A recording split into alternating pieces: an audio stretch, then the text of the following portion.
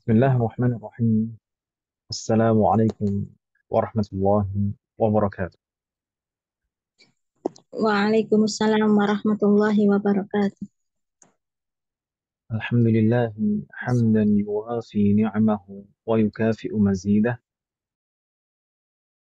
أشهد أن لا إله إلا الله وحده لا شريك له وأن محمدا عبده ورسوله. اللهم صل وسلم على نبينا محمد وعلى آله وأصحابه ومن تبعهم بإحسان إلى يوم الدين. أسأل الله أن يفقهنا في الدين وأن يعلمنا بما ينفعنا وأن ينفعنا بما علمنا وأن يزيدنا علما نافعا وعملا صالحا إنه ولي ذلك والقادر عليه. وبعد. Alhamdulillah, dengan taufik dan pertolongan dari Allah Subhanahu wa taala, di hadhihi lailah, di malam hari yang insyaallah penuh keberkahan ini, kita bisa bertemu kembali untuk melanjutkan belajar kita, yaitu belajar dalam majelis mudarasah dalam rangka mempelajari ilmu-ilmu yang memang wajib dipelajari oleh setiap muslim, baik dalam bidang akidah, fikih maupun adab serta akhlak. Semoga Allah selalu memberikan kemudahan dan keberkahan dalam belajar kita.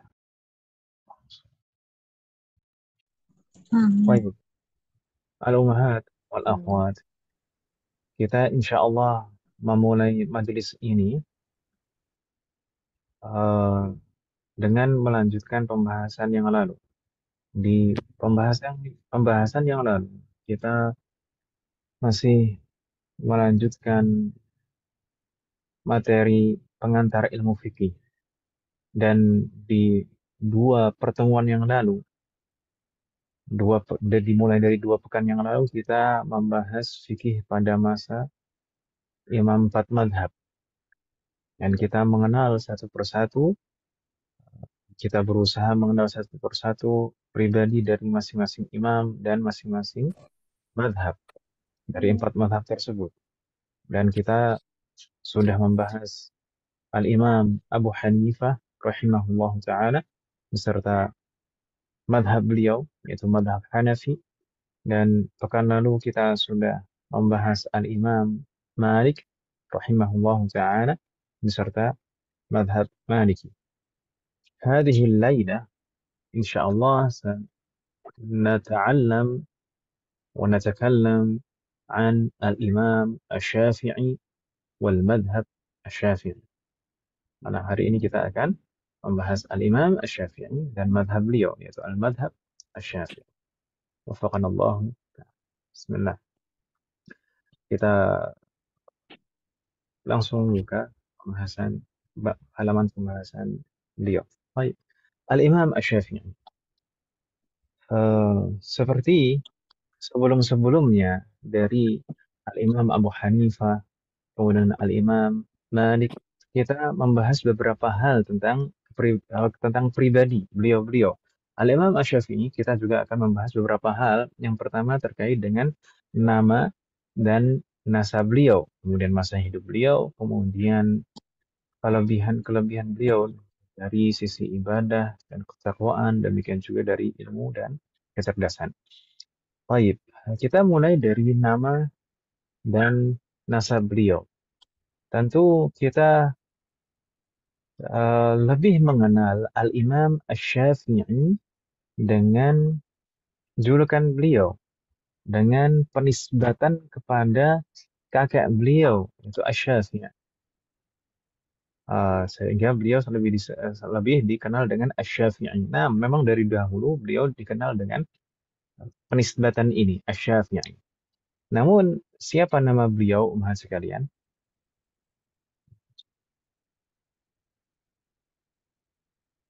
Siapa nama Al-Imam Asy-Syafi'i?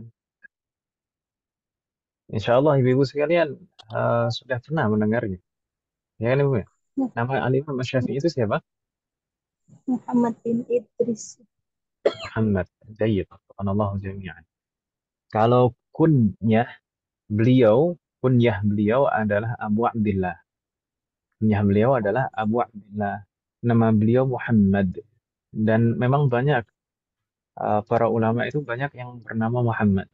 Seperti Al-Imam Al-Bukhari, namanya Muhammad. Dan banyak yang lain. Baik. Eh, Nama beliau adalah Muhammad ibn Idris. Naam, ayah beliau bernama Idris. Kakek beliau namanya siapa? Muhammad ibn Bas Idris ibn Abbas. Masya Allah. Lalu kakek buyutnya, kakeknya lagi. Usman bin Syafi'i. Utsman. Masya Allah. Ini hafal atau membaca? Cuman nggak panjang Ustaz. Kan panjang. Paham. Jayyid. Naam, kunyah beliau adalah Abu Abdillah, nama beliau Muhammad ibn Idris, ibn Abbas, ibn Utsman, ibn Syafi'. Jadi kakek buyut beliau. Kakek, setelah dari kakek buyut beliau tadi Utsman, ya? Kakek buyut beliau Utsman dan Usman iya. ayahnya Utsman itu adalah Syafi'. Itulah kenapa beliau disebut Asy-Syafi'i karena nisbahnya kepada kakek buyut beliau, Asy-Syafi'i. Syafi'. Kemudian Syafi'i ini ibn Sa'ib, ibn As-Sa'ib, ibn Ubaid, ibn Yazid, ibn Hashim, ibn Al-Muttalib, ibn Abdi Manaf. Oh, masih satu inian ya. Satu inian. Satu Ketemu inian di dengan apa? Enggak maksudnya itu mah Rasulullah SAW itu masih Jayyid, fatahallah alaik. Ahsan. ketemu di Secara Hashim ya nasab, Ustaz. bertemu di Abdul Manaf. iya. Bertemu di Abdi Manaf. Mau Oh perlu iya. diulangi lagi nasab beliau tadi? Nasab beliau, Muhammad bin nama beliau adalah Muhammad ibn Idris, ibn al-Abbas, ibn Uthman, ibn Syafi', ibn Sa'ib, ibn Ubaid, ibn Yazid, ibn Hashim, ibn al-Muttalib, ibn Abdi Manaf. Tadi kita sempat menyebutkan nama Hashim, ibu-ibu sekalian. Ya kan, namanya? iya. Hashim Iya di Ustaz. Kan sini bukan kakek buyutnya Rasulullah Shallallahu Alaihi Wasallam. Nah, kakek buyutnya Rasulullah bernama Hashim. Ya atau ya? Mm-mm. Masih ingat iya. kita pernah menyebutkan nasab Rasulullah Shallallahu Alaihi Wasallam? Beliau adalah Muhammad Shallallahu Alaihi Wasallam ibn Abdullah Abdullah ibn Abdul Abdul Muttalib Muthalib. ibn Siapa tadi tuh? ibn Hasim kali. Hashim. Iya. Ibn Hashim. Baru setelah itu ibn Abdi Manaf. Mm-mm. Jadi Hashim kakek buyut Rasulullah itu bukan Hashim kakek buyutnya Imam Syafi'i. Kalau Hashim yang kakek buyutnya Al-Imam Asy-Syafi'i ini adalah anaknya Al-Muttalib. Gitu ya. Hmm. Al-Muttalib ini siapanya Hmm. Rasulullah? Apa ya? Sepupu, om sepupu, Kakek tahu lah. Abdul Muthalib. Al-Muttalib itu siapanya Rasulullah? Apakah kakeknya Rasulullah? Kan Abdul Muthalib. Sahih. Kakeknya Rasulullah itu Abdul Muttalib. Kalau Mm, Al-Muttalib siapa? Lain lagi ya. Mungkin kebetulan sama. Enggak, Om. Saya pernah cerita Eh, Ustaz. Sahih, saya pernah cerita, Om. Masih ingat Ibu sekalian? Iya, Enggak. Ustaz. Jujur sekali, Om. Tidur Ada. Ustaz. Ya, itu julukan Ustaz kalau nggak salah ya. Jadi begini, kita jadi begini, sambungkan. Ada memang ada pertemuan nasab antara Al-Imam Asy-Syafi'i dengan Rasulullah SAW. Bertemunya pada Abdu Manaf, kakek buyutnya Rasulullah, Abdu Manaf. Tadi Rasulullah Muhammad SAW ibn Abdullah ibn Abdul Muttalib ibn Hashim ibn Mm, Abdi Manaf, ya kan Ibu Mbak? Ya. Jadi Abdu Manaf bertemunya pada Abdu Manaf. Sedangkan tadi di antara kakek buyutnya Al-Imam Asy-Syafi'i juga ada nama Hashim ibn Abdul Muttalib ibn Abdi Manaf. Gitu, Mas. Iya. Jadi Hashim yang merupakan kakek buyutnya Al-Imam Asy-Syafi'i bukan kakek buyutnya Rasulullah. Tapi Hashim yang kakek buyutnya Al-Imam Asy-Syafi'i itu adalah anaknya Al-Muttalib. Al-Muttalib itu siapa? Al-Muttalib itu adalah anaknya Abdul Manaf. Salah satu Ya. anaknya Abdul Manaf itu adalah Al-Muttalib. Eh, Hmm. kan Abdul Manaf punya anak bernama Hashim yang merupakan kakek buyutnya Rasulullah Sallallahu Alaihi Wasallam. Ya kan ibu ya? Abdul Manaf Iya, mempunyai anak Hashim dan Hashim. mempunyai anak Al-Muttalib. Nah, di antara anaknya Abdul Manaf itu ada Hashim, ada Abdul Muttalib gitu ibu ya. Bayangannya seperti itu kalau digambarkan. Oh, jadi Abdul Manaf, satuan. Abdul Manaf mempunyai anak Hashim dan mempunyai anak Abdul Muttalib. Afwan, mempunyai anak Al-Muttalib. Afwan, saya salah sebut perusahaan. Mempunyai anak Hashim dan mempunyai anak Al-Muttalib. Ah, Abdul Muttalib itu nama aslinya adalah Syaibah. Dulu kita pernah sebutkan ya kan ibu ya. Iya, Abdul Muttalib Hashim. itu nama Namanya aslinya adalah Syaibah. Syaibah ini anaknya Hashim, ibn Abdul Manaf. Jadi ini tadi ke jalurnya Abdul Manaf, kemudian di sini ada Hashim, di sini ada Al-Muttalib. Kemudian anaknya Hashim salah satunya adalah Syaibah. Syaibah inilah nanti yang disebut Abdul Muttalib. Kenapa? Karena karena pada waktu kecil ketika itu Hashim itu meninggal, kemudian Syaibah ini dipungut oleh pamannya yaitu Al-Muttalib. Saking kumuhnya, saking saya pernah cerita ini kan ibu ya. Saking kumuhnya compang camping gitu kan. Dia dibonceng di belakang Al-Muttalib. Kemudian orang-orang bertanya, ini siapa? Ini siapa? Ambasan. Kemudian karena Al-Muttalib malu kan ya. Ini penampilannya eh, kumuh kotor gitu kan. Lalu Al-Muttalib bilang kalau ada abdi ini budakku, ini budakku. Dari situlah Syaibah itu dikenal dengan Abdul Muttalib, budaknya Al-Muttalib. Meskipun setelah itu sebenarnya sampai rumah sudah dibersihkan, sudah digantiin baju, terus kemudian baru diakui, hada ibnu akhi. Nah, ini adalah keponakanku, tapi sudah terlanjur orang-orang sudah mengenalnya sebagai Abdul Muttalib gitu. Sampai tua pun disebut Abdul Muttalib akhirnya gitu. Gitu Ibu ya. Jadi Abdul Yes. Muthalib anaknya siapa Ustadz? Anaknya Hashim. Hashim. Hashim ibn Abdi Manaf tapi ya. Tapi Iya. Al-Muttalib itu juga punya anak namanya Hashim.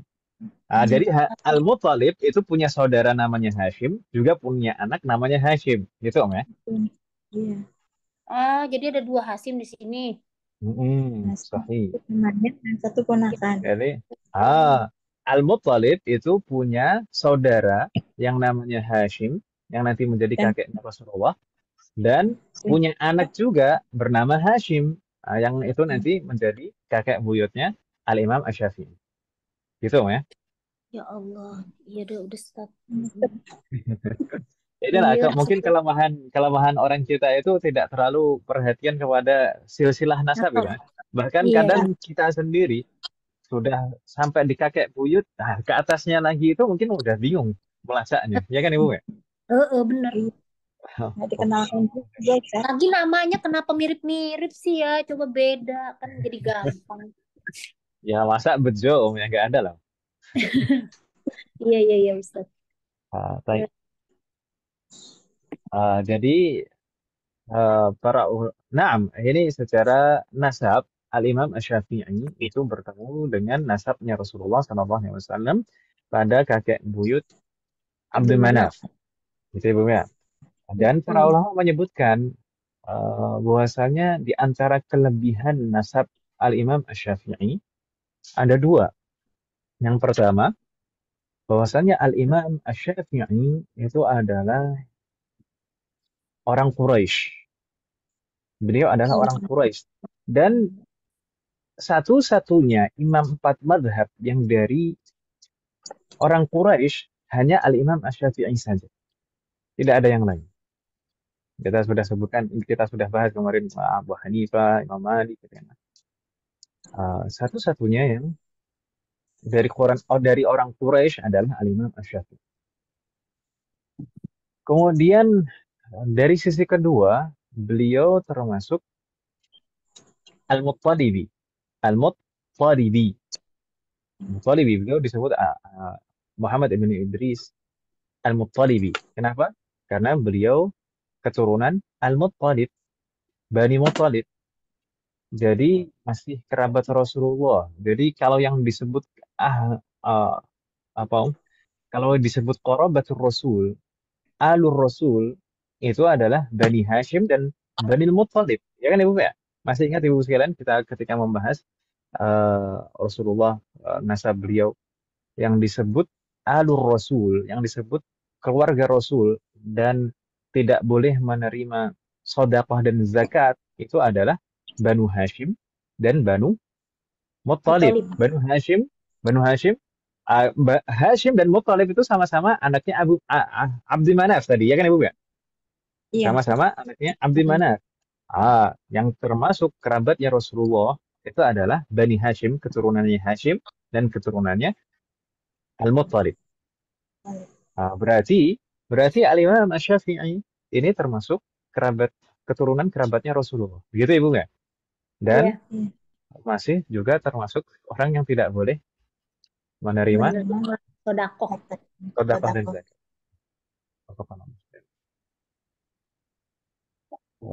Baik. Kurang lebih seperti itu untuk nasab Al-Imam Asy-Syafi'i. Kemudian masa hidup beliau. Masa hidup beliau bagaimana Mas sekalian? Kita sudah pernah singgung sebelumnya. Beliau dilahirkan ini kok tidak klik ini. Baik. Beliau dilahirkan pada tahun 150 Hijriah, tepat pada tahun di mana meninggalnya siapa Om? Imam Abu Hanifah. Al-Imam Abu Hanifah. Al-Imam Abu Hanifah. Al-Imam Abu Hanifah meninggal di tahun 150 Hijriah dan Al-Imam Asy-Syafi'i dilahirkan di tahun itu, di tahun 150 Hijriah. Bahkan sebagian ahli sejarah itu ada yang menyebutkan, meskipun ini khilaf, tapi sebagian ahli sejarah menyebutkan bahwasanya beliau berdua, atau Al-Imam Abu Hanifah meninggal dan Al-Imam Asy-Syafi'i dilahirkan itu di hari yang sama. Ini ada yang menyebutkan seperti itu. Tapi Allah a'lam. Yang penting yang jelas di tahun yang sama. Yang jelas di tahun yang sama. Baik. Di mana Al-Imam Asy-Syafi'i dilahirkan? Gaza. Naam, di Gaza. Di Gaza, Palestina. Kita bilangnya Palestina. Sebagian orang Arab bilangnya Filistin. Tapi mungkin yang lebih tepatnya adalah Filastin. Filastin. Itu kalau yang betul-betul lahjah pengucapan yang betul. Tapi orang sekarang ya terserah ngomongnya gimana. Jadi Filistin gitu. Semoga Allah menjaga. Baik. Beliau dilahirkan di tahun 150 Hijriah di kota Gaza, Palestina. Bagaimana bisa, Muhammad sekalian, beliau adalah orang Quraisy, masih ada jalur kerabat dengan Rasulullah, tapi beliau lahirnya di Gaza, Palestina. Bagaimana bisa? Saya pernah menyebutkan. Bagaimana, Muhammad sekalian? Itu apa? Kesono dia. Bagaimana?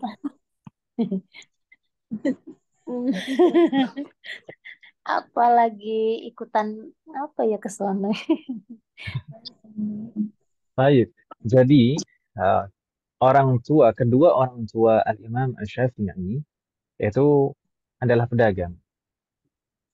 Dan kalau kita perhatikan biografi Al-Imam Asy-Syafi'i yang disebutkan oleh para ulama, sebenarnya Al-Imam Asy-Syafi'i itu bukan keturunan ulama, bukan dari keluarga para ulama. Bukan misalkan ayahnya, kakeknya, pamannya itu tidak ada yang merupakan ahlul hadis, ahlu tafsir, seorang fuqaha, ahlu fikih. Tidak ada. Jadi ayah beliau, Idris, itu adalah pedagang. Jadi saat itu melakukan perjalanan saat ibunda Rasulullah, saat ibunda Al-Imam Asy-Syafi'i rahimahullah mengandung Al-Imam Asy-Syafi'i. Jadi ayahnya Al-Imam Asy-Syafi'i dan ibunda Ya. beliau melakukan perjalanan dagang ke Palestina. Karena memang kebiasaan orang Arab, sebagaimana disebutkan oleh Allah Subhanahu wa taala di dalam surat Al-Fil, di dalam surat Al-Quraisy, afan. Kebiasaannya orang Quraisy itu ilafihim, penghidupan mereka itu rihlah asy-syita was-shaif. Rihlat asy-syita, ketika musim dingin mereka rihlah, melakukan perjalanan dagang. Was-shaif, ketika musim panas pun juga mereka melakukan perjalanan dagang.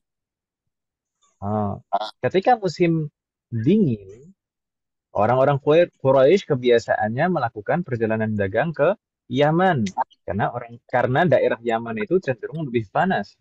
Jadi saat musim dingin, di sana suhunya hangat, itu kan namanya. Jadi tidak terlalu panas, tidak terlalu dingin saat musim dingin. Ketika musim panas, orang-orang Quraisy itu biasa rihlah, melakukan perjalanan dagang ke daerah Syam. Di antara daerah Syam adalah Palestina.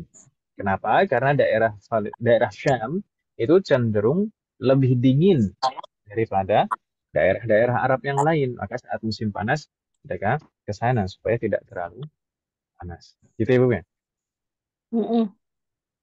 Jadi Idris yang merupakan ayahnya Al-Imam Asy-Syafi'i dan ibunda Al-Imam Asy-Syafi'i melakukan perjalanan saat mengandung Al-Imam Asy-Syafi'i.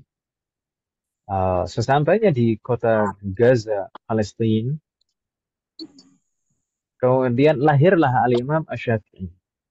Tidak lama setelah lahirnya Al-Imam Asy-Syafi'i, ayah beliau, yaitu Idris, meninggal dunia. Jadi, Al-Imam Asy-Syafi'i itu kecil dalam keadaan yatim. Gitu ya, Bu ya? Al-Imam Asy-Syafi'i kecil dalam keadaan yatim. Nah, seperti kita sebutkan tadi, Al-Imam Asy-Syafi'i itu sebenarnya keturunannya awal dari ayahnya, kakeknya, kemudian paman-pamannya itu tidak ada yang betul-betul ulama, tidak ada.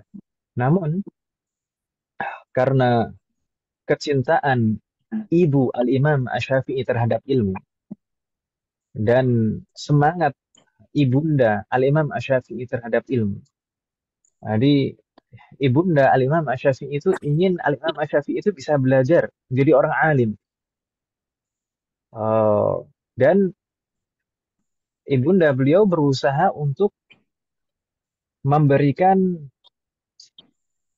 lingkungan yang baik untuk Al-Imam Asy-Syafi'i, supaya tumbuh dengan baik dan mendapatkan guru-guru yang baik. Jadi pada saat Al-Imam Asy-Syafi'i berusia 2 tahun,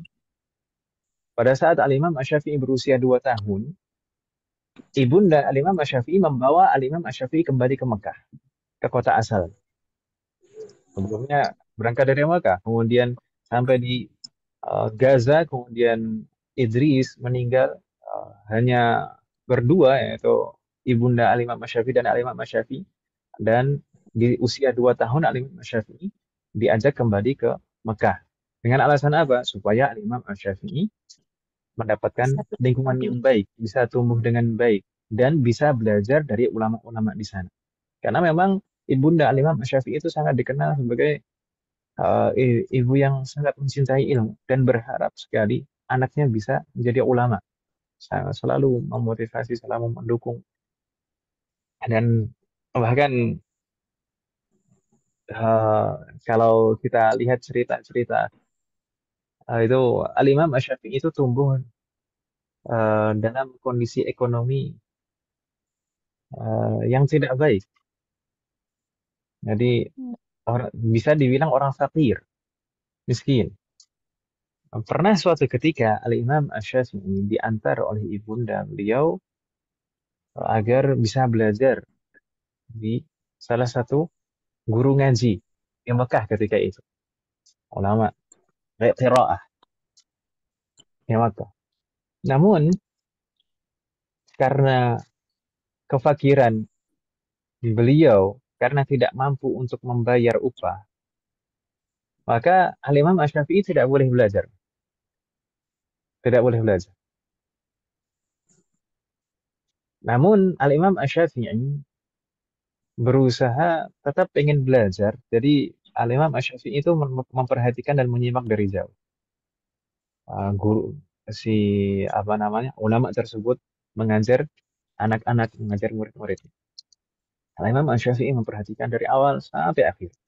Kemudian setelah gurunya setelah gurunya pergi, Al-Imam Asy-Syafi'i itu mendatangi anak-anak yang sedang belajar tadi. Anak-anak sebayanya pasti. Al-Imam Asy-Syafi'i mendatangi anak-anak yang sedang belajar tadi, kemudian menyampaikan persis seperti apa yang disampaikan oleh gurunya tadi. Saking cerdasnya Al-Imam Asy-Syafi'i. Ternyata gurunya itu memperhatikan. Ternyata gurunya itu belum betul-betul pergi, tapi memperhatikan dan menyimak dari jauh. Setelah selesai Al-Imam Asy-Syafi'i, kemudian gurunya kembali ke halaqah tersebut, ke majelis tersebut. Kemudian karena saking takjubnya dengan kecerdasan Al-Imam Asy-Syafi'i, akhirnya Al-Imam Asy-Syafi'i diperbolehkan belajar di sana tanpa harus membayar. Dan mungkin menunjukkan perjuangan belajar Al-Imam Asy-Syafi'i juga adalah, saya mungkin pernah cerita, atau di majelis ini atau di kelas yang lain, bahwasanya karena saking fakirnya kondisi ekonomi Al-Imam Asy-Syafi'i dan keluarga beliau, beliau tidak mampu untuk membeli kertas untuk mencatat. Eh, karena kertas dahulu mahal, tidak seperti sekarang, Ibu sekalian. Meskipun sekarang juga mahal juga, kertas kalau bagus, ya. Makanya kitab-kitab sekarang itu mahal-mahal dan semakin lama semakin mahal. Baik. Semoga Allah memudahkan urusan kita semuanya. Baik. Al-Imam Asy-Syafi'i, yaitu pada masa belajar beliau tidak mampu untuk membeli kertas.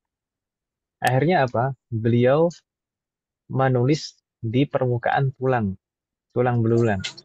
Misalkan tulang unta. Itu kan mungkin besar-besar, bisa ditulis di permukaannya.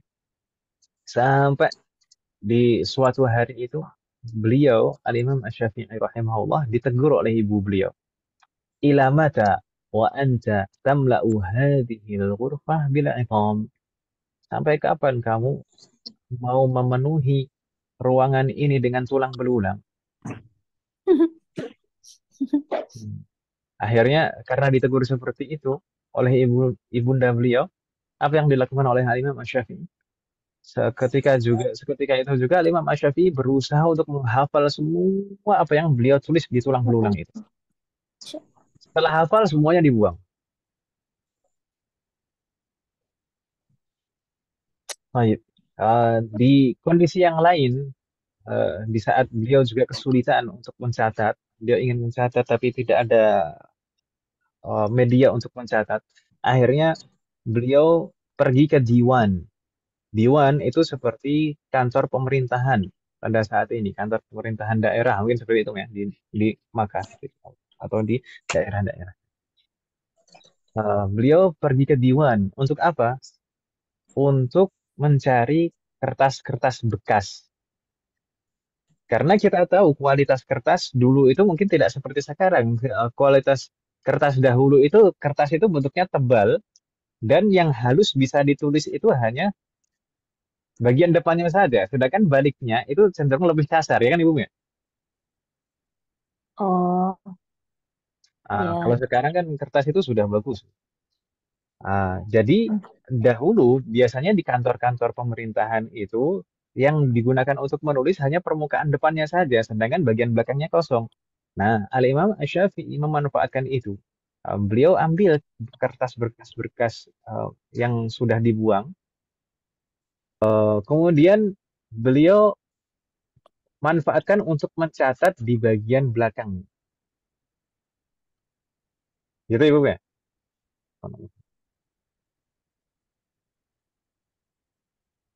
Itu di antara bentuk perjuangan Al-Imam Asy-Syafi'i di dalam belajar. Jadi beliau itu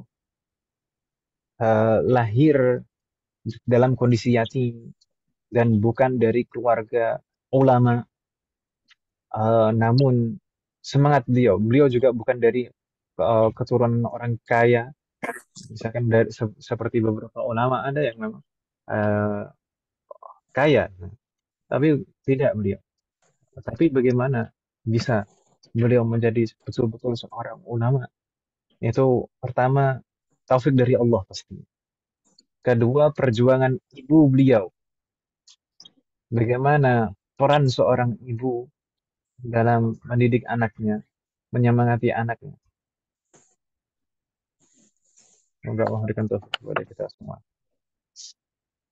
Jadi di sini semuanya ibu-ibu kan ibu ya? Atau calon ibu lah. Ibu, ibu atau calon ibu atau calon nenek. Ya, Ada yang semoga disinggung Allah nih. memberikan taufik kepada kita semua ya. Ya, yang barusan Amin. tentu ya. Sebentar lagi insya Allah punya cucu. Ya, semoga Allah memberikan taufik kepada kita semuanya. Kita ya harus berusaha. Anaknya berusaha. Bagaimana kita memperbaiki diri kita. Setidaknya kita berusaha semampu kita. Dan bagaimana mengarahkan anak-anak kita, keturunan kita untuk menjadi hamba Allah yang soleh dan soleh.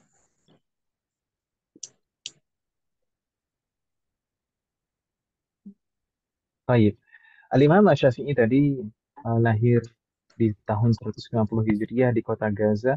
Kemudian di tahun kedua beliau, di usia 2 tahun, beliau kembali ke Mekah. Dibawa ke Mekah dan belajar dari ulama-ulama di sana. Di antara guru beliau di Mekah ada Sufyan ibn Uyainah. Kemudian Az-Zinji. Itu di antara guru-guru beliau di Mekah.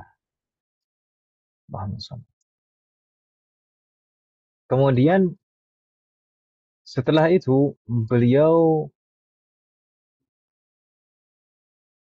di masa mungkin beranjak menjelang balik, beliau pergi ke Madinah. رحل الإمام الشافعي إلى المدينة المنورة وتتلمذ هناك على يد جماعة من كبار العلماء ولازم هناك الإمام مالك وتتلمذ على يديه مدة من الزمان. Jadi setelah beliau belajar di Mekah dari banyak ulama di kota Mekah, kemudian beliau pergi ke Madinah. Bahkan diriwayatkan bahwasanya beliau menghafal Muwatta'nya Imam Malik itu di usia 10 tahun. Nanti insya Allah akan kita sebutkan. Beliau hafal Al-Muwatta'nya Imam Malik, padahal Muwatta' itu juga nggak tipis kan ya. Tapi beliau hafal dalam hanya beberapa hari saja diriwayatkan demikian dan di usia 10 tahun. Dan sebenarnya Al-Imam Asy-Syafi'i sebelum betul-betul belajar kepada Al-Imam Malik rahimahullahu taala, beliau sempat juga belajar kepada ulama-ulama Madinah yang lain, tidak hanya kepada Al-Imam Malik. Nah, di sana banyak ulama-ulama Madinah pada saat itu. Kemudian terakhir beliau di Madinah itu betul-betul melazimi Al-Imam Malik rahimahullahu taala sampai meninggalnya Imam Malik. Baru beliau pergi dari kota Madinah. Gitu ya, Bapak ya? Ba'da wafatil Imam Malik, rahala al-Imam Asy-Syafi'i ila Yaman. Kemana? Setelah meninggalnya Al-Imam Malik, Al-Imam Asy-Syafi'i pergi. Al-Imam Yaman. Asy-Syafi'i setelah meninggalnya Al-Imam Malik, beliau pergi ke Yaman. Beliau pergi ke Yaman. Nah, betul sekali Bu Asyrah. Beliau pergi ke Yaman dan apa yang beliau lakukan di sana? Di sana pada awalnya memang Al-Imam Asy-Syafi'i itu pergi kemana-mana itu dalam rangka belajar. Termasuk juga ke Yaman itu tujuan utamanya pertama adalah belajar. Akhadhal ilma hunaka an jama'ah minal a'immah. Jadi belajar dari beberapa ulama yang ada di Yaman. Di antara ulama yang ada di Yaman yang menjadi guru Al-Imam Asy-Syafi'i adalah Yahya ibn Hasan. Kemudian juga ada Amrun ibn Salamah. Itu di antara ulama-ulama Yaman. Dan pada prosesnya saat di Yaman, meskipun tujuan utama beliau pergi ke negeri Yaman saat itu adalah belajar, tapi saking cerdasnya beliau dan kematangan beliau, beliau Al-Imam Asy-Syafi'i sempat direkomendasikan oleh beberapa guru beliau untuk berfatwa di sana. Jadi uh, duduk sebagai mufti, boleh ditanya oleh orang-orang awam untuk memberikan fatwa. Dan sebenarnya sebelum itu juga beliau sempat mendapatkan rekomendasi di usia 15 tahun, nanti akan kita sebutkan juga, oleh guru beliau Sufyan ibnu Uyainah. Sufyan ibnu Uyainah adalah guru beliau di Makkah. Di usia 15 tahun, Al-Imam Syafi'i sebenarnya sudah pernah mendapatkan rekomendasi dibolehkan untuk berfatwa oleh Sufyan ibnu Uyainah.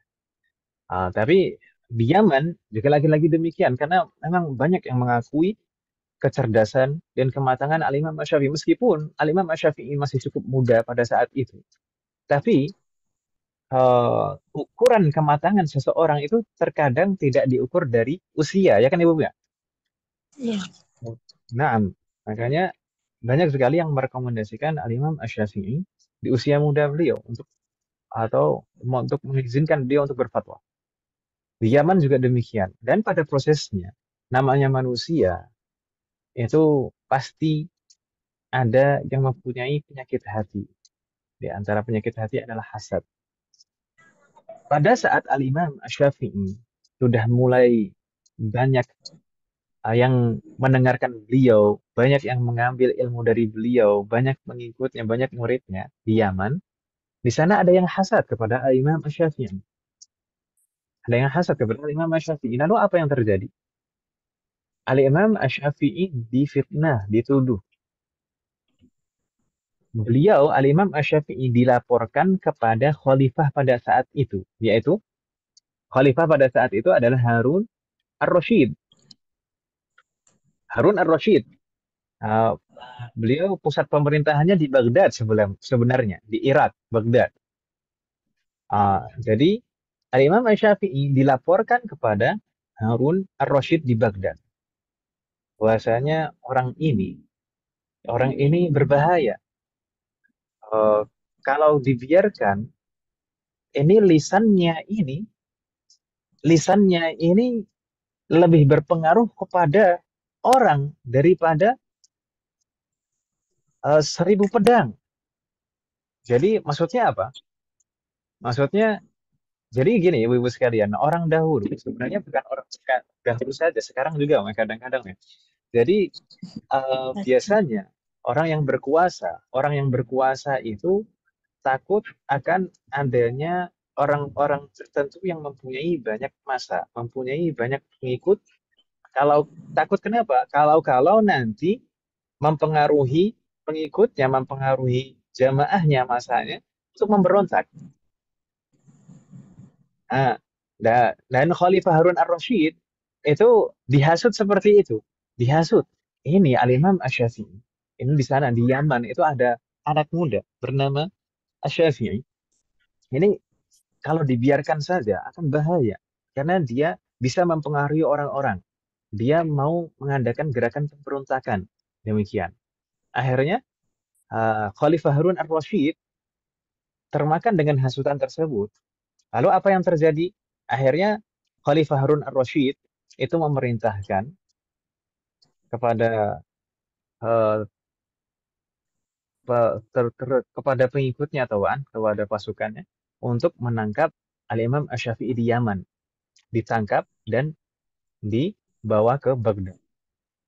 Itulah pertama kali Al-Imam Asy-Syafi'i pergi ke Baghdad karena terpaksa. Jadi pertama kali pergi ke Baghdad itu karena terpaksa. Karena apa? Karena ditangkap. Ya kan, Weh? Karena dituduh, Iya. ditangkap sebagai tersangka. Sesampainya di Baghdad, ternyata setelah ditanya dan diinterogasi oleh Khalifah Harun ar-Rasyid, ternyata tidak terbukti. Dan kita tahu di Baghdad itu madhabnya madhab siapa, umat sekalian? Apa nih? Madhabnya Abu Hanifah. mayoritas orang Baghdad itu madhabnya adalah madhab Hanafi saat itu ya. Kalau sekarang sudah Syafi'i. Saat itu mayoritas orang Baghdad itu bermadhab Hanafi, dan di antara penasihatnya Harun ar-Rasyid itu adalah temannya Abu Hanifah. Siapa? Yaitu Muhammad ibn Hasan Asy-Syaibani. Muhammad ibn Hasan Asy-Syaibani, seorang yang faqih, ahli fikih, yang termasuk ashabnya Abu Hanifah yang pernah kita bahas kemarin, ya kan Ibu? Akhirnya apa yang terjadi ketika setelah diinterogasi Al-Imam Syafi'i, uh, ternyata Muhammad ibn Hasan Asy-Syaibani ini melihat suatu kelebihan di dalam sosok Al-Imam Asy-Syafi'i. Ini bukan pemuda biasa. Akhirnya Al-Imam Asy-Syafi'i diberi jaminan, dijamin oleh Muhammad ibn Hasan Asy-Syaibani. Jadi Muhammad ibn Hasan Asy-Syaibani meminta kepada Khalifah Harun ar-Rasyid untuk membebaskan Al-Imam Asy-Syafi'i dengan jaminan beliau, dengan jaminan Muhammad ibn Hasan Asy-Syaibani. Kalau misalkan ada apa-apa, maka saya yang menjamin. Kalau dia kabur atau kalau dia membuat pelanggaran, pemberontakan betul-betul, maka saya yang menjamin. Buat dhamin. Dia yang memberi jaminan. Gitu ya, Bu ya? Akhirnya Al-Imam Asy-Syafi'i pergi bersama Muhammad ibn Hasan Asy-Syaibani dan tinggal di rumahnya Muhammad ibn Hasan Asy-Syaibani. Dan dari Muhammad ibn Hasan Asy-Syaibani jugalah Al-Imam Asy-Syafi'i mempelajari fikihnya Abu Hanifah. Jadi Al-Imam Asy-Syafi'i tidak bertemu langsung dengan Al-Imam Abu Hanifah, tapi bertemu dengan teman-temannya, murid-muridnya, yaitu diantaranya adalah Muhammad ibn Hasan Asy-Syaibani. Sampai suatu ketika Al-Imam Asy-Syafi'i pernah mengatakan, katabtu an Muhammad ibn Hasan wiqra ba'ir. Saya menulis ilmu, kitab, catatan-catatan dari Muhammad ibn Hasan Asy-Syaibani itu wiqra ba'ir, sepenuh punggungnya onta. Kalau dibawa onta itu udah memenuhi punggungnya onta. Catatan-catatan ilmu dari Muhammad ibn Hasan Asy-Syaibani. Gitu ya, Bu ya. Itulah pertama kali beliau di Baghdad. Karena beliau pergi ke Baghdad itu terhitung 3 kali. 3 kali beliau pergi ke Baghdad. Jadi ini masa pertama beliau memasuki kota Baghdad. Itu terjadi di tahun 184 Hijriah. Beliau dipaksa diseret ke Baghdad. Baik, kemudian beliau sempat pulang ke Makkah, sekalian, dan menetap di Makkah selama 9 tahun. Jadi setelah beliau belajar dari Muhammad ibn Hasan Asy-Syaibani beberapa lama, kemudian beliau pulang ke Makkah selama 9 tahun. Dan saat beliau pulang ke Makkah selama 9 tahun inilah beliau memurajaah lagi, merapikan semua apa yang telah beliau pelajari selama ini dari ulama-ulama Mekah, dari ulama-ulama Madinah, dari ulama-ulama Yaman, dan dari ulama-ulama Baghdad. Beliau merapikan ulang dan merumuskan ulang. Dan dari semua apa yang beliau pelajari dan beliau catat, beliau rapikan. Dan di situ beliau mulai merumuskan kaidah-kaidah fikih madhab beliau. Di situ beliau merumuskan. Gitu ya, Bu ya. Ini kaidah-kaidah fikihnya, usul-usulnya bagaimana, fondasi-fondasi ke hukum fikihnya. Setelah 9 tahun itu, di tahun 195 Hijriah, beliau kembali lagi ke kota Baghdad. Tentu dengan damai, bukan paksaan. Ini yang kedua, masuk ke kota Baghdad yang kedua, di tahun 195 Hijriah, itu memang keinginan Al-Imam Asy-Syafi'i sendiri. Dan di masa kedua beliau di Baghdad inilah, beliau banyak bertemu dengan ulama-ulama di sana dan banyak berdiskusi dengan ulama-ulama di sana. Dan banyak juga yang mulai belajar kepada beliau. Jadi murid-murid beliau di fase pertama. Jadi fase madhab di masa hidupnya Al-Imam Syafi'i sendiri sebenarnya perkembangan madhab itu ada dua masa. Masa ketika di Baghdad dan masa ketika di Mesir nanti. Jadi pada masa di Baghdad, ketika beliau di Baghdad yang kedua kalinya, itulah pada saat itu beliau bertemu dengan banyak ulama di sana dan terjadi banyak dialog dan banyak juga yang mau belajar kepada beliau. Banyak murid-murid pertama beliau di Baghdad ini termasuk Al-Imam Ahmad itu salah satu yang belajar kepada Al-Imam Asy-Syafi'i di Baghdad di saat kedua kalinya beliau masuk Baghdad. Dan di situ jugalah beliau mulai menulis kitab-kitab beliau. Di antara kitab-kitab beliau yang ditulis di Baghdad adalah kitab Ar-Risalah yang riwayat Qadimah dan juga Al-Um dengan riwayat Qadimah. Karena madhab Syafi'i dikenal dengan dua riwayat, dengan dua madhab, madhab Qadim dan madhab Jadid, madhab lama dan madhab baru. Jadi sejak di Baghdad memang beliau sudah pernah menulis Ar-Risalah dan pernah menulis Al-Um, kitab beliau. Ar-Risalah itu dalam kaidah usul fikih, sedangkan kitab Al-Um itu dalam furu' fikhiyahnya, dari hukum-hukum fikih. Itu Ibu ya? Baik. Jadi dikenal kalau misalkan disebutkan madhab qadim, madhab lamanya Al-Imam Asy-Syafi'i saat di Baghdad tersebut. Kemudian setelah itu beliau sempat pulang ke Mekah lagi. Namun tidak lama. Kemudian mungkin di sini juga mungkin ini kejadian ketika Al-Imam Asy-Syafi'i diusir oleh ibu beliau. Pada saat itu Al-Imam Asy-Syafi'i itu pernah mau pulang ini setelah di Baghdad yang kedua, kemudian pulang ke Mekah dengan diantar beberapa muridnya.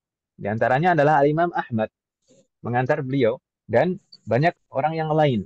Dan karena beliau di Baghdad itu sangat dihargai, maka saat beliau pulang ke Mekah itu beliau diberi bekal banyak sekali, darohim dan dananir, banyak dinar dan dirham yang diberikan kepada beliau. Kemudian saat pulang ke Mekah, di perbatasan masuk kota Mekah, Al-Imam Asy-Syafi'i itu memerintahkan salah satu orang muridnya untuk memberi kabar kepada ibunda beliau bahwasanya Asy-Syafi'i akan pulang. Asy-Syafi'i akan pulang dan memberikan hadiah yang sempat diberikan kepada Imam Asy-Syafi'i bekal berupa harta yang banyak. Namun apa kata ibunda beliau? Ibunda beliau tidak suka. Maksudnya apa? Tidak suka kalau Imam Asy-Syafi'i pulang membawa harta. Yang diharapkan oleh ibu beliau adalah Al-Imam Asy-Syafi'i itu pulang membawa ilmu. Jadi Al-Imam Asy-Syafi'i ketika itu jadi ditolak oleh ibunda beliau. Jadi hartanya ditolak dan suruh pergi. Jangan pernah pulang kecuali sebagai alim, sebagai orang yang berilmu. Dan setelah itu Al-Imam Asy-Syafi'i sempat kembali lagi ke Baghdad.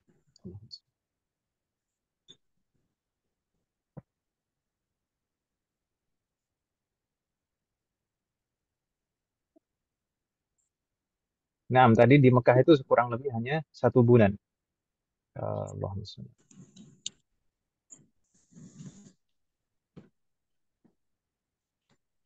Kemudian sempat kembali ke Baghdad sebentar. Kemudian setelah ke Baghdad yang ketiga kali itu, kemudian setelah itu beliau hijrah lagi menuju ke Mesir. Dan di Mesir sempat bertemu dengan ulama-ulama di Mesir. Nanti insya Allah di pembahasan madhab-madhab selain 4 madhab kita akan bahas insya Allah. Dan di Mesir ini juga beliau bertemu dengan banyak murid-muridnya Imam Malik dahulu dan murid-muridnya Abu Hanifah. Dan bahkan sering terjadi dialog sehingga murid-muridnya Imam Malik dan murid-muridnya Imam Abu Hanifah itu berubah haluan. menjadi belajar kepada Al-Imam Asy-Syafi'i dan menjadi bermadhab Syafi'i. Setelah terjadi banyak dialog dan belajar kepada Al-Imam Asy-Syafi'i. Di antara murid-murid beliau, murid-muridnya Al-Imam Asy-Syafi'i di Mesir ada Al-Buwaiti, ada Al-Muzani, ada Al-Jizi, kemudian ada Al-Muradi. Nanti insya Allah akan kita bahas. Dan beliau meninggal di tahun 204 Hijriyah. Al-Imam Asy-Syafi'i meninggal di Mesir tahun 204 Hijriyah. Memang ada perbedaan di kalangan sejarah, ahli sejarah, sebab meninggalnya Al-Imam Asy-Syafi'i. Ada yang mengatakan Al-Imam Asy-Syafi'i itu meninggal karena sakit beliau, sakit pencernaan, yaitu al-bawasir. Namun ada juga yang mengatakan Al-Imam Asy-Syafi'i itu meninggal karena luka di kepala beliau, karena pernah ada orang yang hasad kepada beliau dan memukul kepala beliau. Ya ampun. Rahimahullahu rahmatan wasi'ah. Itu kurang lebih secara singkat perjalanan hidup Al-Imam Asy-Syafi'i. Begitu ya, Bu ya? Baik. Ya, Ustaz.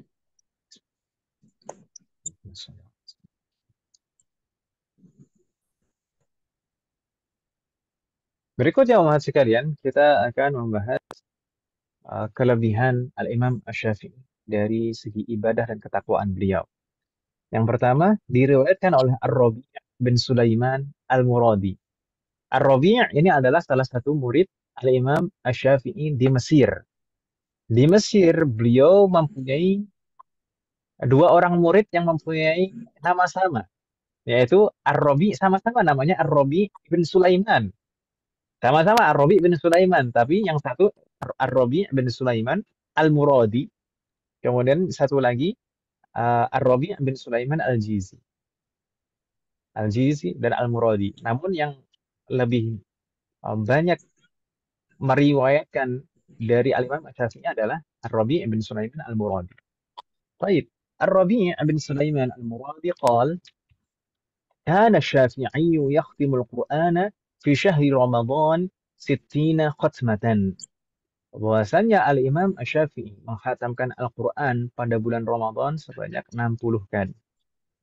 Sebenarnya ada riwayat yang lain bahwasanya Al-Imam Asy-Syafi'i di luar Ramadan kebiasaan beliau adalah menghatamkan Al-Quran setiap harinya.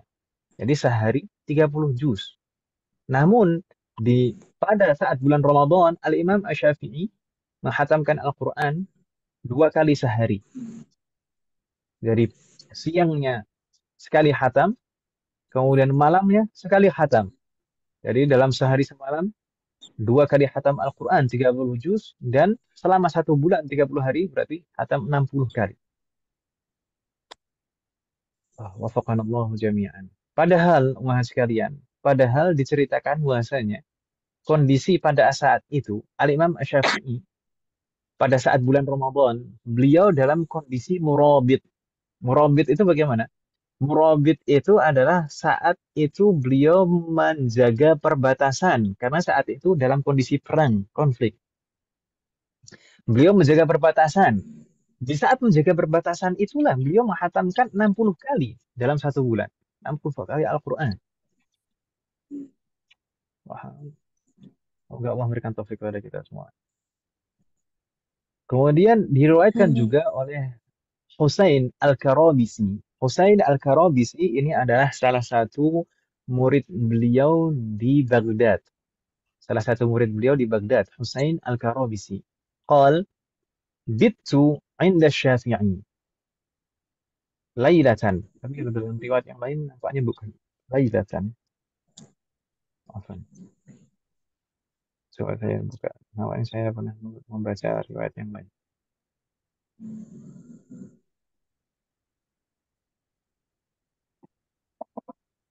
Husain Al-Karabisi, bittu ma'a Syafi'i 80 lailatan. Ini dalam riwayat yang lain. Bahwasanya Al-Karabisi mengatakan, saya pernah menginap di tempatnya Al-Imam Asy-Syafi'i selama 80 malam. 80 lailatan. Kalau di dalam riwayat yang disebutkan di layar itu saya pernah menginap semalam. Tapi kalau dalam riwayat yang lain saya pernah menginap di rumahnya Imam Syafi'i selama 80 malam. Fakana yusalli nahwa thulutsil lail, dan beliau memenuhi sepertiga malam beliau dengan salat. Al-Husain Al-Karabisi mengatakan, fakana yusalli nahwa thulutsal lail. Beliau memenuhi sepertiga malam beliau dengan salat. Wa ma ra'aituhu yazidu ala 50 ayah. Fa idza akthara fa mi'ah. Saya kira beliau membaca tidak lebih dari 50 ayat diulang-ulang terus. Atau kalau misalkan lebih maka sekitar 100 ayat. Beliau mengatakan seperti itu. Tapi masih dilanjutkan di riwayat ini, wa kana la yamurru bi ayatir rahmah illa sa'alallaha li nafsihi wal mu'minina ajma'in. Dan saat Al-Imam Syafi'i membaca ayat rahmah, ayat tentang kasih sayang Allah, maka beliau memohon kepada Allah kasih sayang Allah untuk dirinya dan untuk seluruh umat mukmin, umat Islam. Wala yamurru bi ayati 'adzab illa yata'awwadz billahi minha. Dan tidaklah beliau membaca ayat tentang azab kecuali beliau meminta perlindungan kepada Allah dari azab tersebut. Wa sa'ala an-najata li nafsihi wa li jami'il mu'minin, dan memohon keselamatan untuk dirinya sendiri dan untuk seluruh umat Islam. Faka'annama jama'a lahu ar-raja' war-rahmah ma'an. Seakan-akan beliau menggabungkan antara raja wal khauf dan raja dalam waktu yang bersamaan. Rasa takut dan rasa berharap. Itu apa yang diriwayatkan oleh Al-Husain Al-Karabisi. Demikian juga Ar-Rabi' bin Sulaiman Al-Muradi juga meriwayatkan kada Syafi'i qad jazza al-laila fathuluthuhu al-awwal yaktubu wa thani yusalli wa thalith yanam. Kebiasaan Al-Imam Asy-Syafi'i, beliau selalu membagi malam beliau menjadi 3 bagian. Ini malam itu dimulai sejak terbenamnya matahari sampai terbitnya fajar. Beliau membaginya menjadi 3 bagian. Sepertiga pertama disibukkan untuk menulis baik menulis hadis atau menulis bidang ilmu yang lain. Dan sepertiga kedua beliau sibukkan dengan sholat, dan sepertiga terakhir baru beliau tidur. Itu pun saat beliau menjelang tidur, beliau masih menyesali dirinya. Al-Imam Asy-Syafi'i masih menyesal dan beliau mengatakan, "Alaysa minal khusrani anna layaliyan tamurru bila ilmin wa tuhsabu min umri." Bukankah suatu al-khusran, alaysa minal khusran, bukankah suatu kerugian yang besar, anna layaliyan, bahwasanya beberapa malam, tamurru bila ilmin, berlalu tanpa ilmu, wa tuhsabu min umri, dan itu semuanya nanti akan dihisab dari umurku.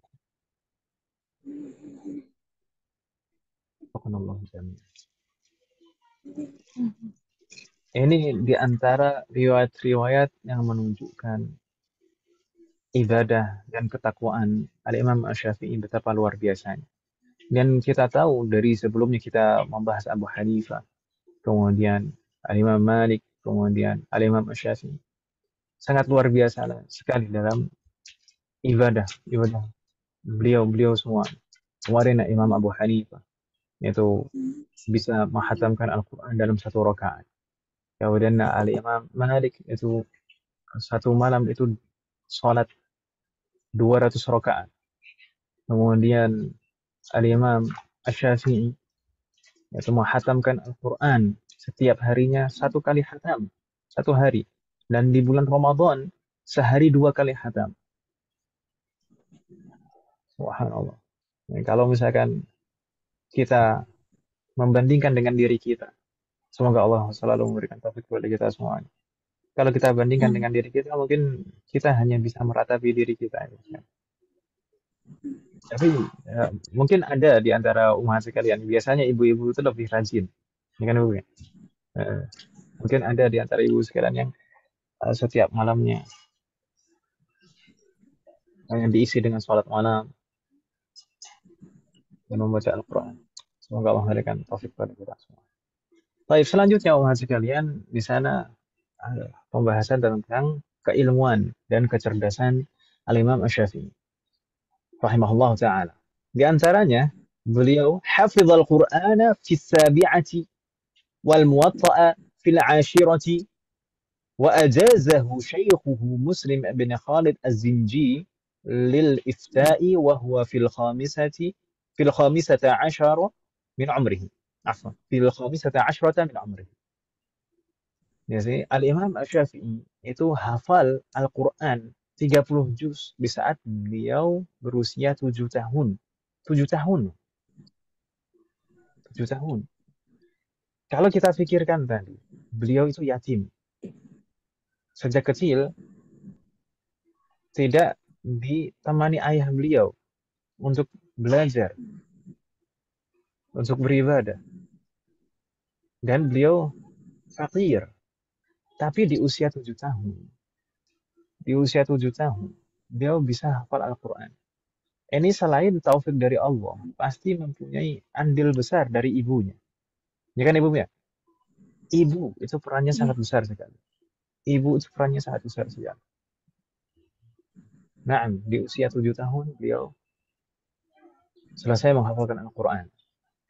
Kemudian tadi kita sempat menyinggungnya bahwasanya beliau menghafal muwatta'nya Imam Malik di usia 10 tahun. Di usia 10 tahun dan itu hanya dalam beberapa hari saja. Sampai saking takjubnya Al-Imam Malik dengan kecerdasan Al-Imam Asy-Syafi'i yang telah menghafal Al-Muwatta hanya dalam beberapa hari. Al-Imam Malik mengatakan kepada Al-Imam Asy-Syafi'i, "Inni ara anna Allah qad qadhafa fi qalbika nuran, fala tutfi'ha bil ma'siyah." Sesungguhnya aku melihat bahwasanya Allah telah memberikan cahaya di dalam hatimu. Fala tutfi'ha bil ma'siyah, maka janganlah engkau sekali-kali memadamkan cahaya tersebut dengan kemaksiatan. Baik. Dan wa ajazahu syaikhuhu Muslim bin Khalid Az-Zinji, dan beliau diberi izin, diberi rekomendasi oleh guru beliau di Makkah yaitu Muslim bin Khalid Az-Zinji untuk berfatwa di saat usia beliau masih 15 tahun. Menunjukkan kematangan beliau meskipun dia masih muda. Tapi kecerdasan, kematangan beliau sudah luar biasa. Baik. Dan dikatakan juga oleh Sufyan ibnu Uyainah, kita tahu Sufyan ibnu Uyainah adalah salah satu guru Al-Imam Asy-Syafi'i di Makkah. Sufyan ibnu Uyainah mengatakan, Asy-Syafi'i afdalu ahli zamanihi. Al-Imam Asy-Syafi'i adalah sebaik-baik manusia di zamannya. Kemudian Al-Imam Ahmad, kita tahu tadi Al-Imam Ahmad ini adalah salah satu murid Al-Imam Asy-Syafi'i di Baghdad. Dan kalau kita perhatikan, Al-Imam Ahmad ini betul-betul kecintaannya kepada Al-Imam Asy-Syafi'i sangat luar biasa.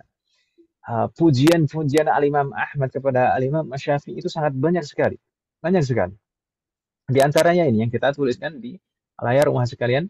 Ma ahad massa mihbaratan wala qalaman illa walisyafi'i fi 'unuqihi minnah. Tidaklah seorang pun menulis atau memegang pena atau memegang alat tulis. Maksudnya di situ tidaklah seorang pun menuliskan suatu kitab dalam bidang ilmu tertentu, dalam bidang apapun, illa walisyafi'i fi 'unuqihi minnah, kecuali Al-Imam Asy-Syafi'i mempunyai jasa padanya. Jadi dalam berbagai bidang ilmu, Al-Imam Asy-Syafi'i itu mempunyai jasa. Di dalam bidang fikih sudah pasti. Di dalam bidang usul fikih sudah pasti. Di dalam bidang hadis, bahkan Al-Imam Ahmad itu pernah mengatakan, dahulu antara ahlul hadis dan ahlur ra'i, maksudnya ulama fikih, antara ulama hadis dan ulama fikih itu selalu terjadi pertentangan, selalu terjadi perselisihan, nggak pernah akur, nggak pernah ada kata sepakat. Diibaratkan ahlul hadis itu sebagai soidali, sebagai apoteker, dan ulama fikih itu sebagai dokter. Oh, ini ada buku dokter di sini. Oh.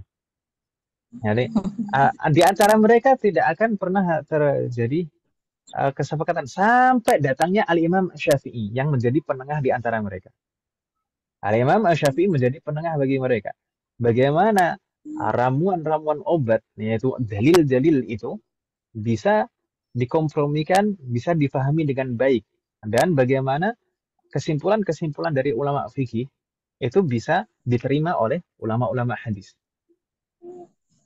Dan Al-Imam Ahmad juga pernah mengatakan bahwasanya kami dahulu, yaitu ulama hadis, tidak pernah mengetahui mana hadis yang mansukh dan mana yang nasikh, mana hukumnya yang dihapus, mana riwayat yang menghapusnya, sampai datangnya Al-Imam Asy-Syafi'i menjelaskan itu. Bahkan suatu ketika Abdullah anaknya Imam Ahmad itu protes kepada Imam Ahmad. Kenapa sih engkau selalu memuji-muji Asy-Syafi'i? Kenapa engkau, wahai ayahku, engkau selalu memuji-muji Asy-Syafi'i? Padahal engkau tidak kalah dari beliau, gitu ya. Anaknya ini protes, anaknya Imam Ahmad. Lalu Imam Ahmad bilang apa? Asy-Syafi'iyyu kasyamsi lid-dunya wa kal'afiyati lin-nas fahal anhuma min ghina. Al-Imam Asy-Syafi'i itu kalau diibaratkan, itu ibarat matahari bagi dunia dan ibarat kesehatan bagi umat manusia. Apakah bagi keduanya, bagi kedua hal tersebut ada penggantinya? Nggak ada penggantinya.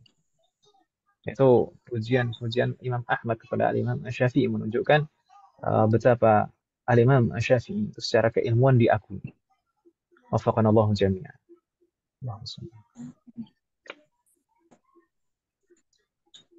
Berikutnya, di slide berikutnya, di sana adalah pembahasan perkembangan mazhab Syafi'i. Kalau kita menyebutkan Al-Imam Asy-Syafi'i adalah Al-Imam Asy-Syafi'i sendiri. Kemudian kalau kita sebutkan Al-Madhab Asy-Syafi'i, Al-Madhab Asy-Syafi'i itu dibentuk pertama kali oleh Al-Imam Asy-Syafi'i sendiri. Tapi mazhab Syafi'i itu terdiri dari banyak ulama yang dinisbatkan kepada Al-Imam Asy-Syafi'i secara usul dan secara furu'. Dan ulama bermadhab Syafi'i, para ulama yang madhabnya Syafi'i itu biasa disebut dengan Syafi'iyah. Ulama Syafi'iyah. Jadi terkadang ada yang bingung, apa sih bedanya Syafi'i, madhab Syafi'i dan Syafi'iyah? Gitu ya, Bu ya. Kalau Al-Imam Asy-Syafi'i itu adalah Muhammad ibn Idris Al-Mutallibi Asy-Syafi'i. Beliaulah yang merintis pertama kali madhab beliau, Al-Imam Asy-Syafi'i. Dan madhab Syafi'i adalah madhabnya, hukum-hukum fikihnya, pendapat-pendapat fikihnya, yang didasari usul-usulnya. Adapun ulama-ulama yang bermadhab Syafi'i disebut Asy-Syafi'iyah. Gitu ya, Bu ya? Wadih Muhammad? Bingung tidak maksud saya?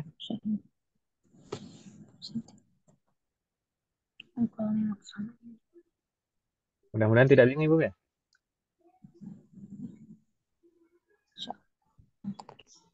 Allah lainnya jami'an. Lumayan. Atau karena sudah malam, sudah agak ngantuk kok. Ya, kita memang asing dengan nama-namanya juga. Ya, setidaknya nanti kita belajar ya. Nanti kita pernah mendengar namanya, nanti diulang-ulang nanti insyaallah. Semakin tahu nah kita. Baik. Umat sekalian, mazhab, kalau kita membicarakan mazhab Syafi'i, sebenarnya tadi sempat kita singgung bahwasannya di masa hidup tentu madhab Syafi'i ini pertama kali dimulai oleh Al-Imam Asy-Syafi'i sendiri. Gitu Ibu ya. Dan sebenarnya di masa hidupnya Al-Imam Asy-Syafi'i sendiri, madhab beliau itu mengalami dua fase. Yang kita sebut tadi dengan madhab qadim dan madhab jadid. Gitu Ibu ya. Madhab qadim itu adalah pada saat masa beliau di Baghdad tadi, dan madhab jadid adalah saat beliau di Mesir. Maksudnya apa madhab qadim dan madhab jadid ini?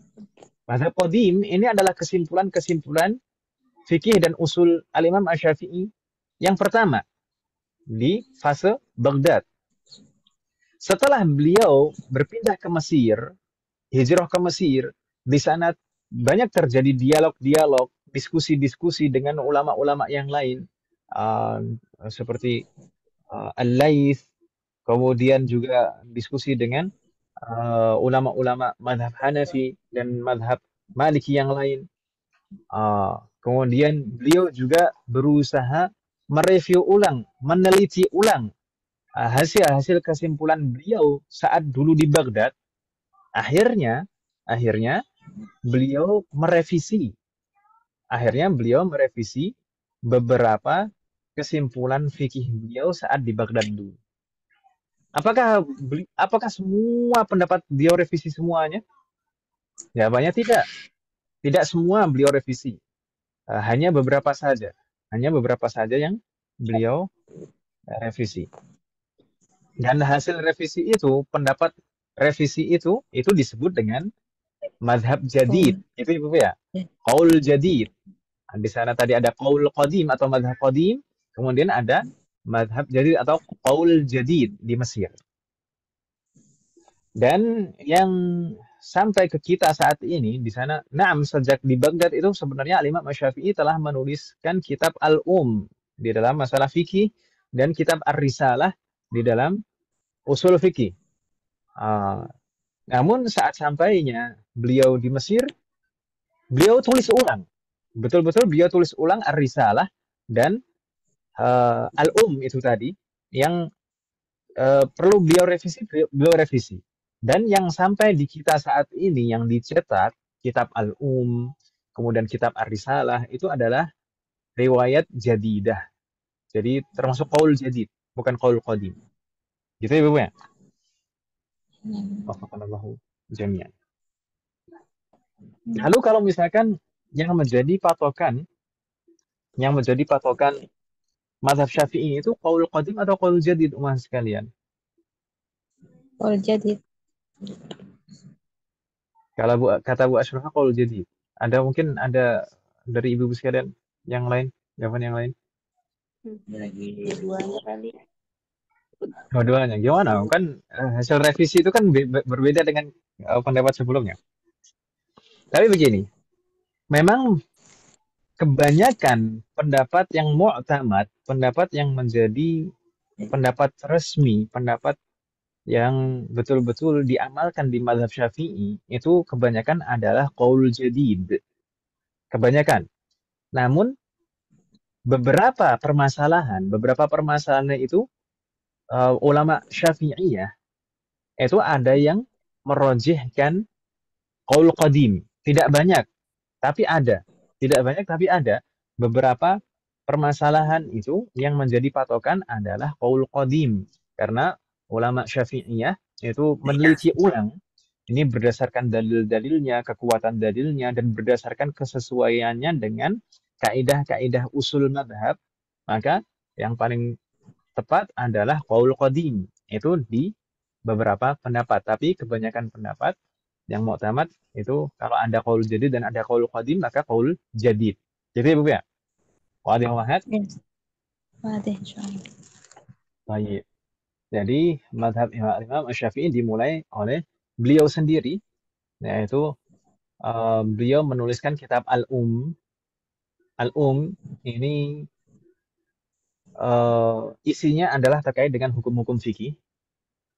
Dan kitab Al-Um ini diriwayatkan oleh Al-Muradi. Al-Muradi tadi namanya siapa, Om? Ar Ar-Rabi' ibn Sulaiman. Ar-Rabi' ibn Sulaiman Al-Muradi. Ini di bawahnya yang ketiga itu. Al-Imam Asy-Syafi'i, kemudian Al-Buwaiti, kemudian Al-Muradi. Al-Muradi ini adalah muridnya Al-Imam Asy-Syafi'i yang meriwayatkan kitab-kitabnya Al-Imam Asy-Syafi'i. Eh, kitabnya Al-Imam Asy-Syafi'i itu ada itu dalam bidang fikih. Kemudian juga ada Ar-Risalah dalam usul fikih. Dan bahkan para ulama menyebutkan yang pertama kali menuliskan, yang pertama kali mengumpulkan kaidah-kaidah fikih dalam bentuk kitab itu adalah Al-Imam Asy-Syafi'i. Al-Imam Asy-Syafi'i adalah orang yang pertama kali menuliskan kaidah-kaidah usul fikih di dalam suatu kitab, yaitu kitab Ar-Risalah. Meskipun usul fikih itu apa sih, Om? Bedanya dengan fikih apa? Saya pernah menyinggung ini, Ibu sekalian. Sudah pernah atau belum? Udah Ustaz di kelas itu cuman ya Nah, apa kebetulan bedanya fikih dan usul fikih? kalau fikih mungkin lebih detail Ustaz ya. Enggak, fikih itu adalah kesimpulan-kesimpulan hukum yang diambil dari dalil-dalil. Itu kan namanya. Nggak usah. Kalau usul fikih adalah kumpulan kaidah-kaidah untuk memahami dalil. Itu usul fikih. Apakah usul fikih itu sebelum Al-Imam Asy-Syafi'i menulis Ar-Risalah itu, apakah usul fikih belum ada? Jawabannya ada. Sejak dahulu para sahabat, bagaimana para sahabat bisa menyimpulkan hukum dari dalil-dalil, itu semuanya menggunakan usul fikih. Tapi para sahabat tidak membutuhkan pembukuan usul fikih karena mereka betul-betul secara alami. Sebagaimana bahasa Arab, kaidah-kaidah bahasa Arab, nahwu, shorof, dan lain-lain pada masa sahabat dulu belum dituliskan, belum dibukukan. Tapi setelah bahasa Arab itu mengalami penurunan, maka pada masa Khalifah Ali bin Abi Thalib mulai dituliskan nahwu untuk pertama kali, ilmu nahwu untuk pertama kali. Demikian juga dengan usul fikih. Dahulu para sahabat itu semuanya mengambil kesimpulan dari dalil-dalil itu dengan kaidah-kaidah, bukan ngasal kan itu, bukan dengan cara menghitung kancing baju, tidak, tapi dengan kaidah-kaidah usul fikih. Namun dulu belum dibukukan. Dibukukannya kapan? Dibukukannya oleh Al-Imam Asy-Syafi'i di dalam kitab Ar-Risalah. Begitu Ibu ya? Itu pertama kali dibukukan kaidah-kaidah usul fikih. Usul fikih tadi apa Ibu sekalian? Kumpulan Kaidah. kaidah-kaidah untuk Kumpulan memahami kaidah memahami dalil. Jadi kita memahami dalil itu tidak cukup hanya tahu terjemahnya saja. Gitu ya, Bu ya. Harus tahu ini kalau misalkan sighahnya, bentuk katanya seperti ini menunjukkan apa? Apakah menunjukkan wajib atau menunjukkan sunnah atau menunjukkan mubah? Kalau misalkan bentuk katanya seperti ini berlaku umum atau khusus dan lain sebagainya. Itu kaidah-kaidah usul fikih. Wafaqanallahu jami'an. Afwan wa sekalian. Qadarullah ternyata kita membahas sampai di sini saja ternyata sudah 9:30 Mas sekalian ya.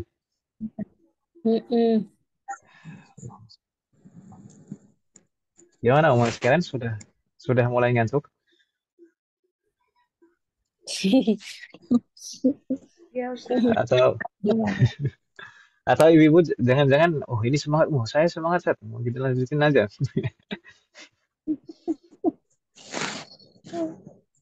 Subhanallah. Baik, mungkin kita cukupkan dulu Mas sekalian ya.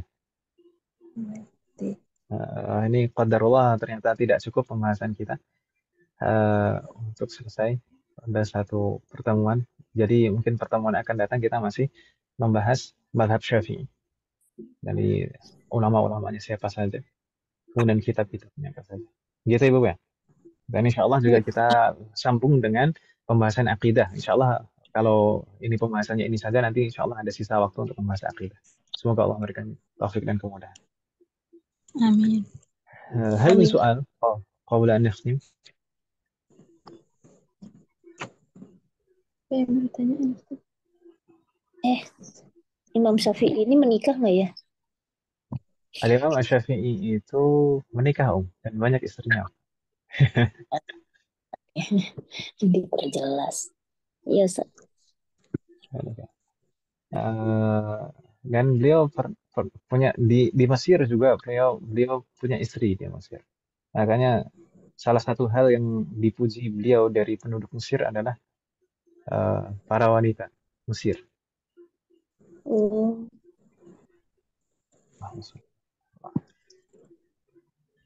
Wafaqanallahu jami'an.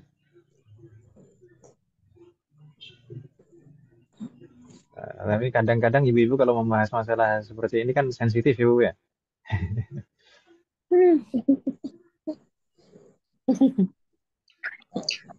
Allah ya, ya. jami'an. Tapi jangan Ya, betul. kita harus Menerima selalu ridho, gitu. bersabar dan bersyukur atas semua ketetapan Allah Ibu sekali. Ya, bagaimanapun.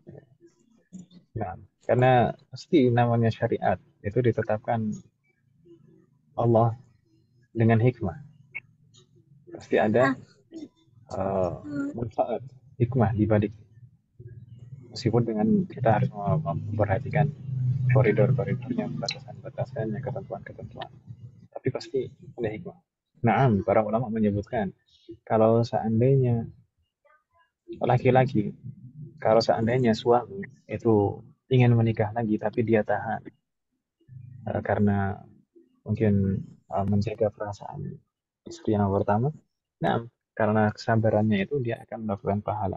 Namun istri juga kalau misalkan suaminya menikah lagi kemudian istrinya sabar, maka dengan sabarnya itu dia akan melakukan pahala. Kenapa saya bilang seperti ini jadinya? Tapi ini Om, saya beberapa waktu yang lalu memang mendengar nasihat dari Syekh Nabi Hafizahullah, guru kami.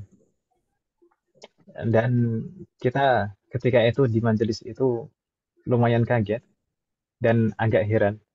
Tidak biasanya beliau membahas masalah ini karena kita kenal beliau. Beliau itu mungkin orang yang betul-betul nggak mau ta'adud, tidak mau poligami. Tapi beliau saat itu menasihati masalah poligami. Dan beliau bilang, kalau bisa, antum semuanya sebagai dai, itu sampaikan kepada masyarakat. Di waktu-waktu yang tenang, bukan di waktu-waktu yang sedang terjadi kasus, terjadi permasalahan, ada orang misalkan ada ustadz atau orang yang misalkan tersengkit, ada masalah di dalam pernikahannya, kemudian kita baru ngomong. Karena kalau misalkan dalam kondisi seperti itu, kita bicara dalam kondisi yang tidak kondisi seperti itu, hanya akan menambah keruh suasana. Tapi selayaknya seorang dai itu memberikan nasihat terhadap permasalahan-permasalahan seperti permasalahan poligami seperti ini pada saat-saat pada masa-masa tenang, tidak ada masalah, sehingga semuanya itu bisa berpikir tenang dan bisa menerimanya dengan baik. Gitu. Bahwasanya semua yang ketetapan Allah itu pasti ada hikmahnya, pasti uh, ada manfaatnya. Dan seperti kita sebutkan tadi, kalau kita sabar sama-sama sabar, suami sabar atau istri yang sabar, itu insya Allah akan mendapatkan pahala. Nah, tentunya dengan memperhatikan batasan-batasan fikihnya juga, kewajiban-kewajiban fikihnya. Tapi terkadang ibu-ibu istri itu terkadang salah memahami tentang masalah adil dalam masalah ta'adud. Nggak mungkin kalau ntar berpikirnya nggak mungkin orang itu bisa adil. Iya, kalau masalah adil dalam perkara hati itu Tidak mungkin orang itu bisa adil dalam masalah hati. Tapi yang dimaksud suami harus adil di dalam syariat, di dalam fikih itu bukan masalah hati, tapi perkara-perkara yang sifatnya fisik, bisa dilihat dan bisa dirasakan. Seperti mabit, seperti nafaqah. Itu yang harus ada. Adapun masalah hati, kadang jangankan jangankan kepada istri, kadang kita kepada anak saja yang sama-sama anak kita semuanya. Kadang kita ada anak yang lebih disayangi dari yang lain, ya kan Ibu ya? Wafakunallah. Mudah-mudahan nggak sensitif Ibu ya. Enggak, Ustaz. Sudah biasa itu. Nggak usah, tenang aja. Tapi jangan jangan Enggak dikira dimusuhin oh enggak. ini Ustadz nanti jangan-jangan ini. Tapi Ustadz, Ya. kita memang kaum perempuan ini memang harus disosialisasikan tentang hal itu. Ya kan? Karena itu kan memang bagian dari syariah. Ada Nah, dalilnya. betul. Nah, sebenarnya tidak hanya perempuan Om yang harus disosialisasikan. Laki-laki juga. Jadi kalau misalkan kalau misalkan kalau misalkan mau mempraktekkan, maka ketentuannya apa saja harus sama-sama paham, baik laki-laki maupun perempuan.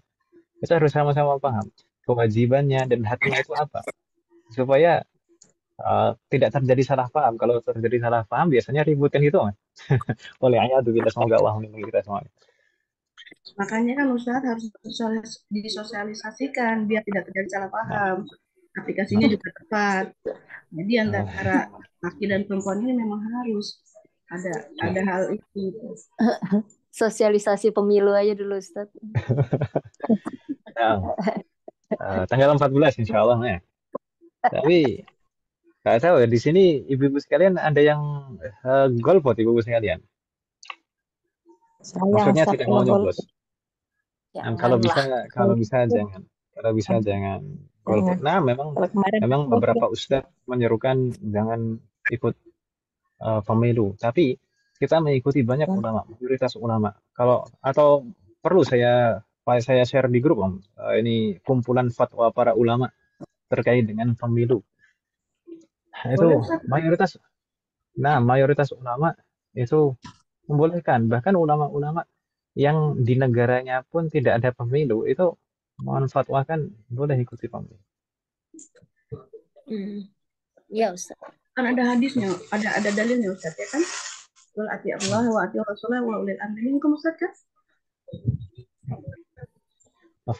Semoga Allah berikan taufik kepada kita semua. Tapi ya gitulah, kadang mungkin kita harus terkadang itu membuka hati kita, melembutkan hati kita di dalam perbedaan pendapat, perbedaan pandangan. Nah, misalkan ada yang tidak mau ikut pemilu, mengikuti ustadz. Tapi terkadang kita perlu juga belajar dari banyak guru supaya hati kita itu lebih lembut dan wawasan kita lebih luas. Gitu ya. Semoga Allah memberikan taufik kepada kita semua. Iya Ustaz. Amin. Baik, mungkin kita cukupkan Ibu ya. Saya minta maaf Ibu sekalian. Ya, Ustaz.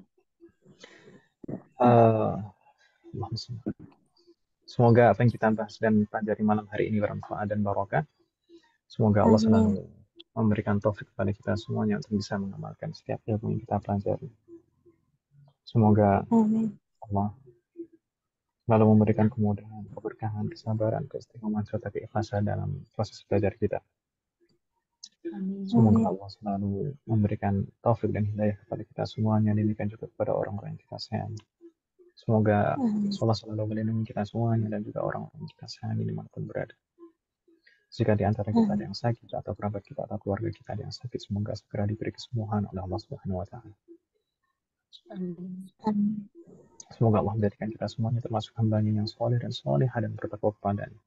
Semoga Allah menjadikan keluarga kita dan anak keturunan kita termasuk hamba-Nya yang saleh dan salehah, dan semoga terlahir dari mereka generasi ulama. Semoga Allah mengumpulkan kita bersama dengan keluarga kita dan anak keturunan kita di surga Firdaus kelak. Semoga Allah selalu melindungi negara kita dan memperbaiki kondisi negara kita. Semoga Allah memberikan pemimpin yang terbaik untuk negara kita.